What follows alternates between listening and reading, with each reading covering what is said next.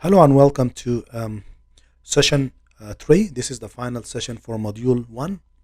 So in this session, we'll look at how we can add and delete packages from Weka. So if you go to the tool here, as we mentioned, you can see Package Manager. This is where you can manage all your packages. When you click on Package Manager, then you can see a window like this opens up. So in this window, you can see all the packages that are allowed to be downloaded or available for Weka users to download.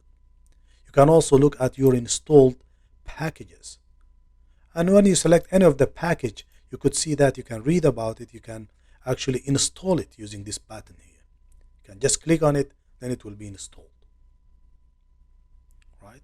In case, of course, there is an update for a certain package. You can also uninstall this package, which is already installed previously, in case you want to save memory or you're no longer interested in that package. So when you go for all, in this case, for example, I'm interested to download a package to work on my text data. So if I just search by typing text, then in this case I can see, for example, yes, there is a package here for text classification, and in this case it's even I could use it for effective tweets classification.